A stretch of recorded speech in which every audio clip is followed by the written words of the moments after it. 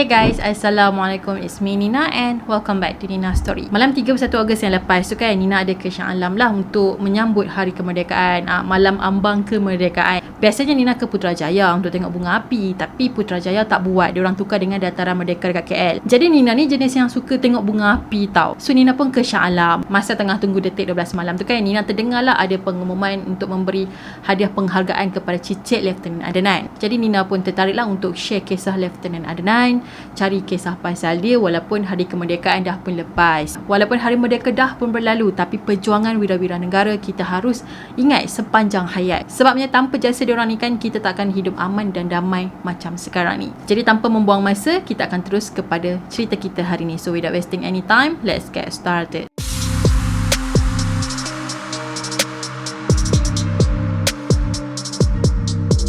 Kisah Lieutenant Adnan ni sebenarnya sangat famous dan pernah dijadikan filem oleh Aziz M. Osman. Mungkin ada di antara kita ni yang tak berapa kenal siapa sebenarnya Lieutenant Adnan. Kita biasa dengar nama dia disebut-sebut, tapi mungkin kita tak tahu apa sebenarnya yang terjadi dekat dia. Lieutenant Adnan terkenal dengan semangat keberanian dia yang menghalang tentera Jepun dalam pertempuran Pasir Panjang. Jadi pertempuran ni terjadi di Bukit Candu, Singapura. Sebelum Nina teruskan apa yang terjadi kepada Lieutenant Adnan, Nina akan kenalkan kat korang dulu siapa dia. Lieutenant Adnan ataupun nama sebenarnya adalah Adnan bin Saidi telah dilahirkan di Kampung Sungai Ramal, Kajang pada 1915. Jadi Lieutenant Adnan ni 3 beradik, so dia anak sulung dan dia ada 2 lagi adik lelaki. 2 orang adik Lieutenant Adnan ni semuanya jadi tentera macam dia juga. Adik dia yang nombor 2 bernama Ahmad telah meninggal semasa kapal perang diorang ni kena serang dengan tentera Jepun, dan pada masa tu diorang ni dalam perjalanan nak ke Australia. Manakala adik bongsu dia pula telah selamat daripada peperangan dan telah meninggal disebabkan sakit tua. Lieutenant Adnan pernah belajar bahasa Inggeris dan lepas tu dia juga pernah menjadi guru pelatih selama setahun, dan lepas tu barulah dia nekat untuk berhenti daripada menjadi guru dan bekerja sebagai seorang tentera. Jadi dia telah masuk tentera masa tu dia masih lagi muda dalam umur 18 tahun, iaitu pada tahun 1933. Semasa dia dalam ketenteraan, prestasi Lieutenant Adnan ni sangat cemerlang dan sangatlah baik sehingga dia telah dinaikkan pangkat pada tahun 1936 menjadi seorang sarjan. Masa tu Lieutenant Adnan adalah pegawai Melayu pertama yang telah diberikan pangkat, dinaikkan pangkat menjadi sarjan. Tahun depan tu dia telah terpilih untuk menyertai barisan memberi hormat di London bagi menyambut pertabalan Raja George. Jadi selepas dia dah balik ke London, dia pula telah berkahwin dengan seorang guru yang mengajar di kampung yang bernama Sofia Pakih Muda. Hasil perkahwinan diorang telah mendapat 3 orang anak, 2 lelaki dan seorang perempuan. Tak lama lepas tu, sekali lagi Lieutenant Adnan telah dinaikkan pangkat menjadi Company Sergeant Major dan telah dihantar ke Singapura pada tahun 1941. Masa dia ke Singapura ni, dia pun bawalah anak-anak dan isteri dia sekali untuk tinggal bersama-sama dengan dia. Jadi dekat Singapura ni, Lieutenant Adnan telah menjalani kursus latihan dan telah menjadi pegawai bertauliah Melayu pertama dalam sejarah. Jadi selepas dia dah tamat kursus dekat Singapura tadi tu kan, dia pun telah dilantik menjadi ketua platoon ke-7 Company C. Bila berita pasal tentera Jepun dah mara masuk ke semenanjung Tanah Melayu kan, Lieutenant Adnan pun telah menghantarlah keluarga dia balik ke Kajang supaya diorang ni lagi selamat dekat sana. Anak Lieutenant Adnan pada masa tu baru berusia 4 tahun guys, dan itulah kali pertama dia jumpa dengan ayah dia. Masa tu Jepun memang tengah aim Singapura, sebab dekat Singapura ni lah tempat geng-geng British ni berpusat. Masuk je pada tahun 1942,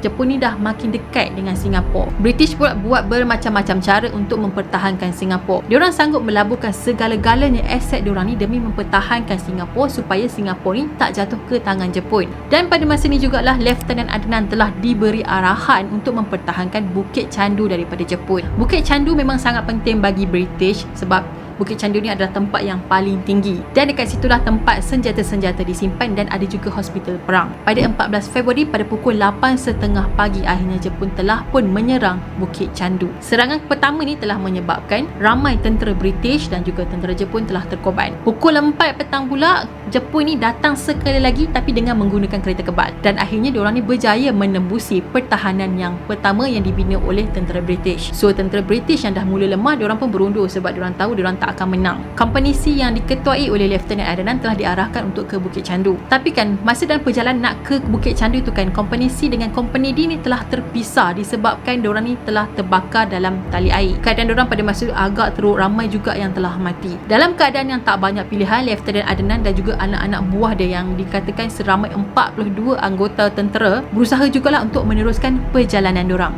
Walaupun masa tu diorang ni kena serang dengan bom lah, dengan mortar lah, apa semua tu kan, diorang tetap meneruskan perjalanan. Walaupun masa tu diorang dah mula rasa takut dalam diri. Yelah, nama pun manusia kan, mestilah rasa takut tu tak akan hilang. Tapi disebabkan diorang fikir diorang nak mempertahankan negara, jadi diorang teruskan, diorang tekad, diorang tak kisah walau apa pun terjadi, diorang nak selamatkan negara kita. Akhirnya pihak Jepun terpaksa berundur tadi disebabkan pertempuran di antara diorang dengan company sini sangatlah sengit. Disebabkan semangat-semangat yang dimiliki oleh tentera-tentera Melayu pada masa itu membuatkan Jepun ni terpaksa berundur. Sebabnya tentera Jepun ni kena serang teruk jugalah pada masa tu. Dikatakan tentera Jepun ni walaupun masa tu diorang ni ada jumlah yang sangat besar daripada company C, tapi diorang kalah. Padahal diorang ni lagi ramai daripada tim Lieutenant Adnan. Lepas tu Lieutenant Adnan dengan anak-anak buah dia pun telah membina benteng pertahanan di kawasan yang tinggi. Tentera Jepun memang tak puas hatilah sebab diorang ni tak boleh tembus pertahanan yang dibina oleh Lieutenant Adnan. So diorang pun telah membuat satu hela untuk menyerang Lieutenant Adnan dan juga anak-anak buah dia. Pada 14 Februari dikatakan Lieutenant Adnan ni tengah memantau tentera Sikh milik British. Masa inilah dia perasan ada sekumpulan tentera Sikh yang bergerak. Dalam satu kumpulan tu ada 4 orang. Kalau ikut style tentera British dulu, tentera Sikh ni akan bergerak 3 orang je dalam satu kumpulan. So tentera Adnan ni pun macam dah mula rasa curiga sebab dia pelik lah kan. Biasanya 3 orang dalam satu grup, ini ada 4 orang. Ini mesti musuh diorang ni. Jadi dia pun apa lagi, angkat senapang, dia tembak diorang ni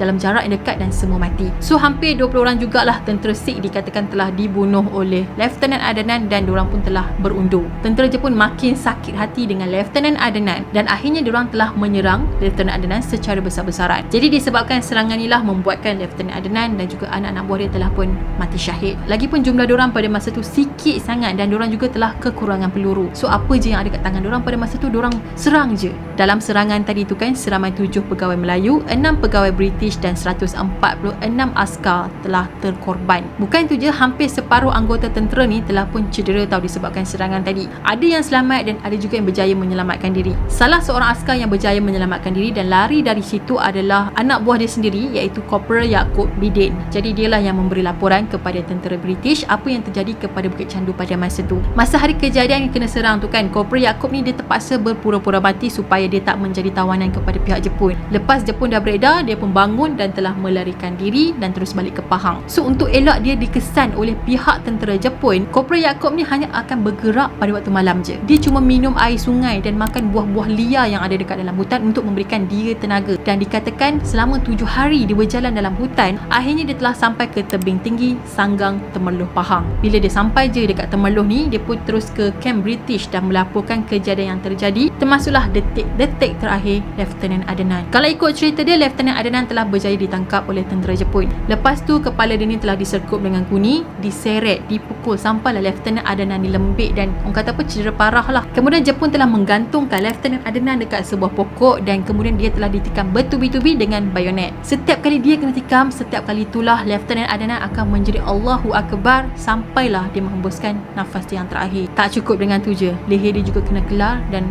isi perut dia telah terburai guys. Lepas tu Jepun ni melarang sesiapa pun untuk menurunkan jasad Lieutenant Adnan tadi. Diorang nak tunjuk kepada sesiapa yang menentang diorang akan menerima nasib yang sama macam Lieutenant Adnan. Tapi cerita macam mana Lieutenant Adnan meninggal ni kan sebenarnya ada banyak versi. Yang Nina cerita tadi tu adalah salah satulah. Ada yang kata selepas Lieutenant Adnan meninggal, jasad itu telah dibakar hingga menjadi abu. Tapi ada juga sumber yang mengatakan sebenarnya jasad Lieutenant Adnan ni tak pun dibakar dan jasad dia tu telah ditemui oleh Encik Borhan Muslim yang telah tinggal di Singapura pada masa tu. Masa tu Borhan dengan adik dia telah naik ke Bukit Candu untuk mencari makanan. Dan masa ni British memang dah kalah dah. Jepun menang. Masa diorang sampai dekat sebuah banglo yang telah dijadikan sebagai kubu British, diorang telah terjumpa 7 jasad tentera yang bergelempangan. So ada seorang pegawai tentera yang berpangkat tinggi telah tersandar di katil di tepi tangga. Bila Borhan tengok lencana yang dipakai oleh pegawai tentera tadi tu kan, dia yakin yang pegawai tentera tu adalah orang atasan dan dipercayai orang tadi tu adalah Lieutenant Adnan. Borhan memang percaya itu Lieutenant Adnan dan jasad dia memang tak dibakar. Dekat luar kubu ataupun luar banglo tadi tu kan, seramai 13 jasad tentera telah digantung dekat pokok-pokok yang lebih kurang ada 10 pokok. Keadaan tentera-tentera pada masa tu memang ngerilah, yang mana badan diorang ni berlumuran dengan darah yang sangat banyak.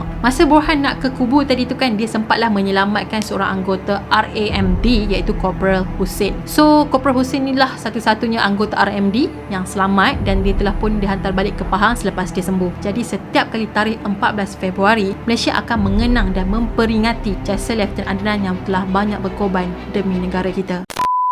So tak pelik lah kalau atuk dan nenek kita sekarang yang hidup pada tahun 2023 ni pun masih tak boleh move on dan tak boleh terima Jepun, walaupun negara kita dah pun lama merdeka. Sebab apa yang tentera Jepun buat kepada rakyat kita, buat kepada bangsa kita adalah sangat teruk dan tak boleh diterima. Memang tak ada hati perut langsung. Jadi sebagai anak Malaysia yang dah pun merdeka, kita haruslah menghargai lah jasa-jasa pengorbanan orang-orang terdahulu yang cuba menyelamatkan negara kita, tanah Melayu. Sehingga sekarang ni negara Malaysia telah menjadi sebuah negara yang maju dan bertamadun. Kita mungkin sekarang ni tak perlu pergi berjuang, tapi apa yang perlu kita buat adalah menghargai jasa-jasa perwira-perwira kita dan juga menyayangi negara Malaysia. Okay guys, itu sajalah perkongsian Nina untuk hari ini. Nina harap korang suka. Kepada korang yang belum lagi subscribe channel Nina, korang boleh subscribe di bawah dan turn on notification juga. Dan jangan lupa untuk follow Nina di Instagram dan juga TikTok. Kita akan jumpa lagi next video. Bye bye. Assalamualaikum.